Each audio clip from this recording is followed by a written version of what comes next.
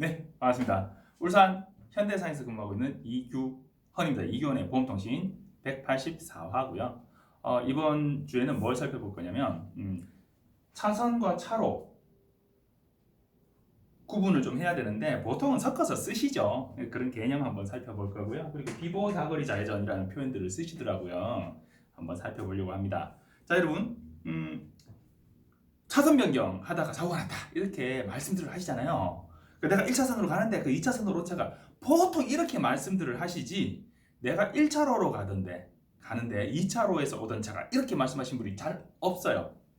그래서 우리 인식에는 1차선, 2차선 이렇게 표현하는 게 더 익숙해요. 그런데 법적인 용어를 살펴보면 도로교통법 도로교통법 제2조의 정의 이래가지고 이제 뭐 차선은 뭐고 차로는 뭐고 중앙선은 뭐고 뭐 이렇게 쭉쭉쭉쭉 정의를 쫙 설명해 놓은 부분이 있거든요. 거기 보면 차선과 차로에 대한 구분이 나와요. 차선은 차로는 차마가, 이게 이 도로교통법이 만들어진 게 예전에 이게 소달구지가 굴러다니던 시절에 만들어진 건데, 지금도 그대로 이 용어를 그대로 써요. 차와 마차가 통행하도록, 그 표현이에요. 진짜. 차마가 한 줄로 도로에 정하여진 부분을 통행하도록 차선으로 구분한 도로의 차도의 부분이라고 말합니다.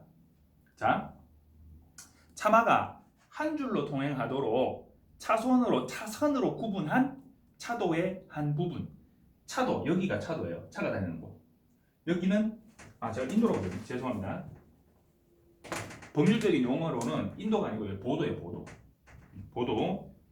보행. 이 걸어간다 할 때 보행자.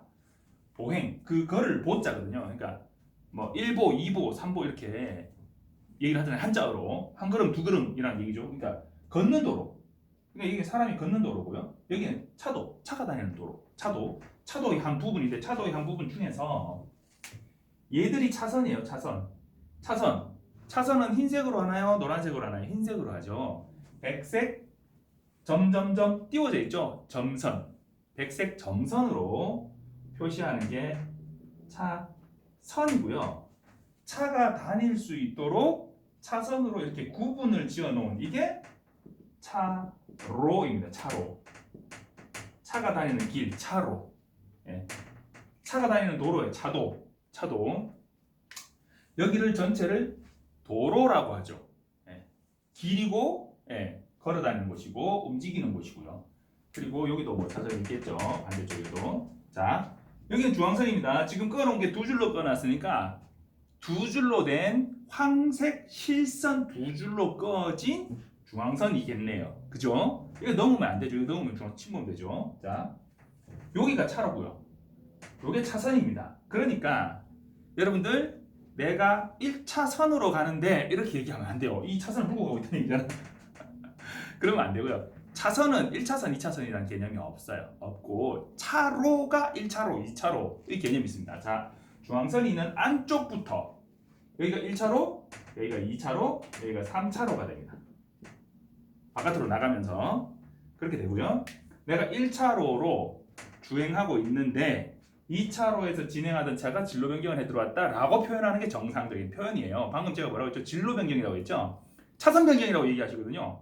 2차선에서 1차선으로 들어왔다, 차선 변경 이렇게 말씀하시잖아요. 근데 그게 아니고 원래는 차로를 2차로에서 1차로로 변경한 거니까 차로 변경이라고 해야 돼요. 차로 변경이라고 해야 되는데, 통상 차로 변경이라는 표현보다 법적인 표현에서는 뭐냐면 진행하는 차로를 변경하는 것, 내가 진행하는 길을 변경하는 것, 그래서 진로 변경이라고 표현합니다. 그러니까 진로 변경, 차로 변경, 이게 바른 말이고요. 차선 변경은 틀린 표현이죠. 그런데 우리가 통상 차로 변경이 별로 안 익숙하잖아요. 진로 변경은 좀 들어본 것 같아. 그죠? 차선 변경이 그냥 익숙해요. 그래서 그냥 쓰시는데 정확한 용어는 그렇다. 그러니까 여기가 차로고 이게 차선이다. 뭐 그 정도 그냥 상식적으로 알고 계시면 좋을 것 같고요. 좀 다른 게 있어요. 뭐가 있냐면 요 가에 이렇게 선 꺼지고 있잖아요. 이게 흰색으로 꺼진 데도 있고 노란색으로 꺼진 데도 있고, 혹은 이렇게 꺽쇠로 꺼진 데도 있고요. 차선도 이렇게 꺽쇠로 꺼진 데가 있고, 그리고 가끔 가다 보면 이거 파란색도 있고요. 네. 그리고 이게 황색 두 줄인 데도 있어요. 이거는 뭐냐면 요 선은 주정차 구역 알림선이에요. 주정차 금지구역 알림선. 백색 점선으로 되어 있는 데도 있고요. 그냥 백색 실선으로 되어 있는 데도 있고요. 황색 실선은 보통은 백색 실선과 황색 실선이 많죠. 사람들이 상식적으로 백색 실선은 주차는 안 되고 잠깐 정차는 되는 데고, 그러니까 주차 금지를 표시하는 데고, 황색 실선은 주정차 금지, 주차도 안 되고 잠깐 정차도 안 되고 주정차 금지를 표시하는 거라고 상식적으로들 보통 알고 계시는데, 그런 표시를 하는, 그러니까 주정차 금지 알림선이에요. 선이고, 이런 도로가 있을 수 있어요. 그냥 시골길 이렇게 가다 보면 차도와 보도가 따로 구분되어 있지 않은, 그리고 이 보도 여기 이 보도에 이렇게 블럭이 깔려 있잖아요. 그 옆에 보면 이렇게 횡단보도 말고 우리 이 보도 인도 옆에 보면 이렇게 돌들이 이렇게 깔려 있고 차도와 높이가 좀 다르게 돌들이 있죠. 여기 폭이 1m거든요. 요게 뭐냐면 연석. 도로와 보도를 구분짓는 돌, 연석이고요. 이 연석의 쭉 이어진 선을 연석선이라고 합니다. 그러니까 연석선을 벗어나면 이제 보도에서 차도로 내려선게 되는 거죠. 그런 표현을 씁니다. 참고로 그냥 아시면 될 것 같고, 이런 거는. 자, 도로와 이 차도와 보도의 구분이 없는, 차도와 보도의 구분이 없는 이런 도로 같은 경우에 옆에 선을 쭉 꺼놔요. 이거는 뭐냐면, 이런 도로는 어떻게 구성이 되어 있냐면, 옆에 흙길이 있고, 옆에 풀 좀 나 있고요. 자, 흙길이 있고, 그리고 이렇게 도로가 포장이 되어 있죠, 그죠? 여기 흙길보다 도로가 조금 더 높죠. 옆에 약간 경사가 이렇게 있죠, 그죠? 약간 이렇게 있고, 여기에 선이 그어져 있어요. 이 선은 뭐냐면 길 가장자리 구역선이라고 합니다. 길 가장자리 구역선.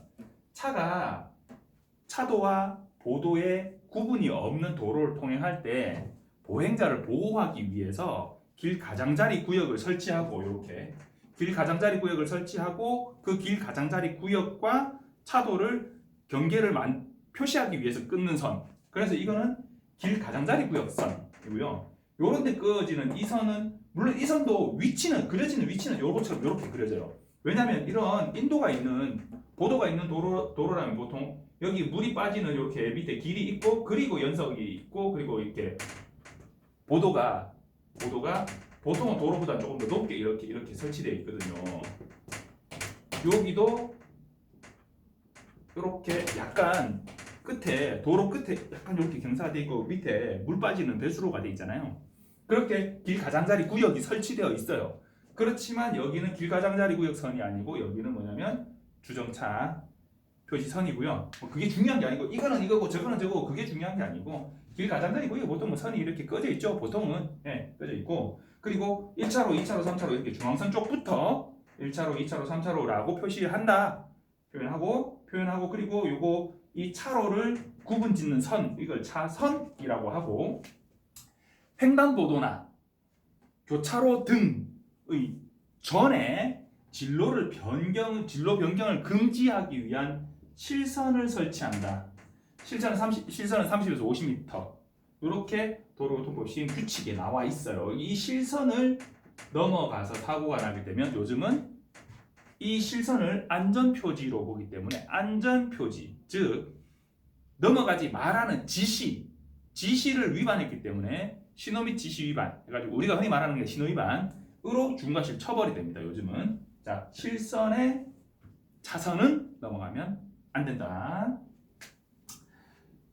이거 물어보시던 분이 있는데, 예를 들어 여기 실선 거의 인접한 데서 이렇게 딱 차를 대고 있다가 이 차 팍 출발해서 2차로 바로 들어왔어요. 그 진행하는 차하고 사고가 났어. 이렇게 물고 이렇게 사고가 났어.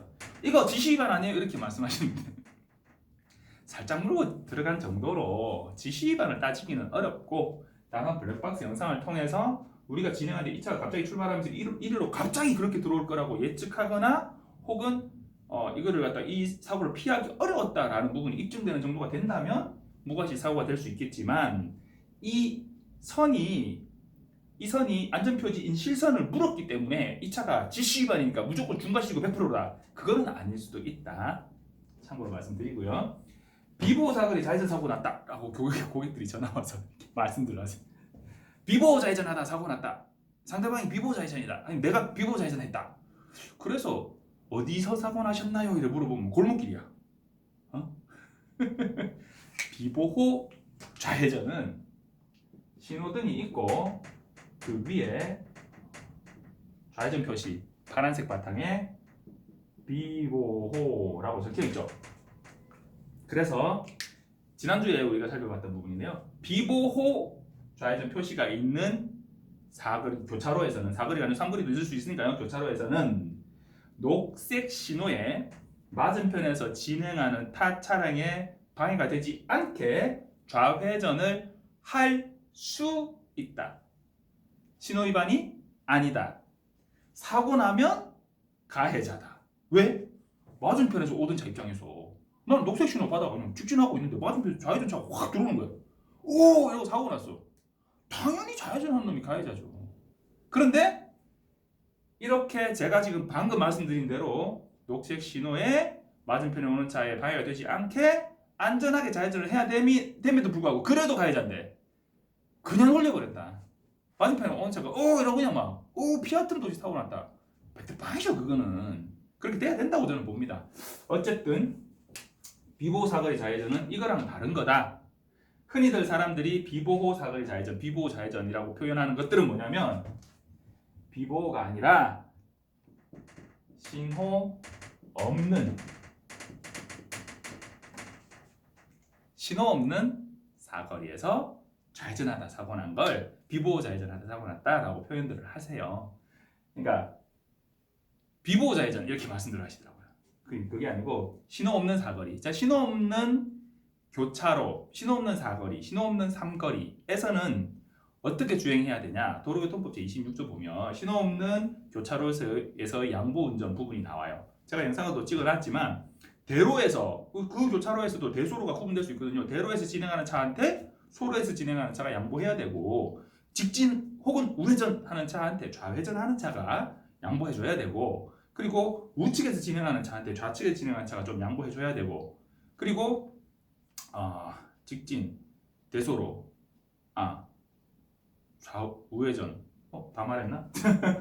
자 그렇게 서로 양보를 해줘야 된다. 누가 조금 더 양보해야 된다라는 규정이 있기 때문에 그 규정대로 통상 신호 없는 사거리에서 좌회전하는 차량과 직진하는 차량이 사고가 나게 되면 통상적인 과실이 다른 요인이 없다 했을 때 기본 과실이 7대3입니다.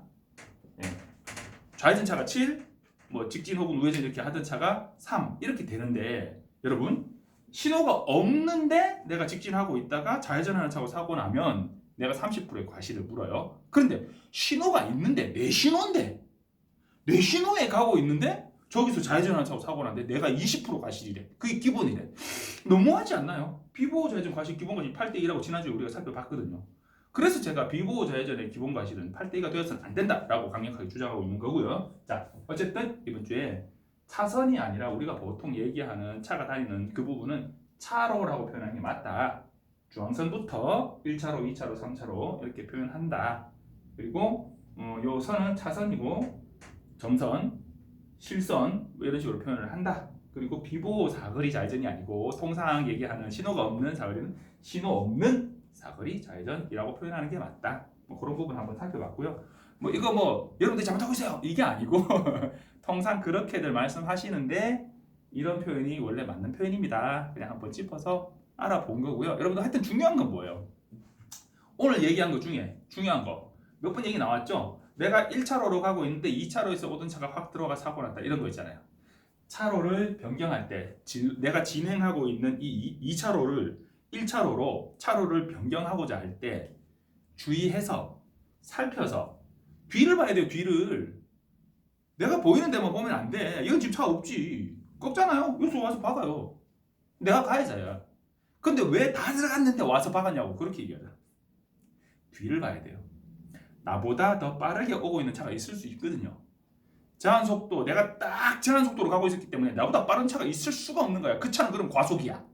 자, 그럼 과속의 책임이 더 클까요? 진로 변경의 책임이 더 클까요? 진로 변경의 책임이 더 큽니다. 야, 웃긴 소리 하지 마라. 과속 차량이 더 오히려 뒤집어져가지고 더 가해자가 되는 거 있던데. 예, 있습니다. 70km 도로에서 150km로 달린 차량한테 진로 변경 차량보다 네가 가해자다라고 판결한 판례가 있어요. 70km 도로에서 150으로 달렸을 때. 70km 도로인데 80으로 달렸다고 네가 오히려 가해자야. 그거 안 된다고. 아시겠죠? 나보다 상대적으로 빨랐다는 거지. 이 차가 뭐 엄청나게 잘못했다. 네가 무조건 가해자다. 아닐 수도 있어요. 많은 분들이 말씀하시는 게 뭐냐면 나는 잘 가고 있는데 저 차가 억수로 빨리 왔다. 이렇게 말씀하시거든요. 내가 보기엔 빨리 온 것 같이 보여. 왜냐? 내가 주의를 못했거든. 분명히 없었는데 나타났어. 그럼 이 차는 억수로 빨리 온 거야. 주의하고 안전하게 살피면서 다니셔야 됩니다. 차로 운전, 차로 변경, 진로 변경 하실 때 늘 주의하시고요. 하여튼 안전운전, 양보운전 하시기 바랍니다. 감사합니다.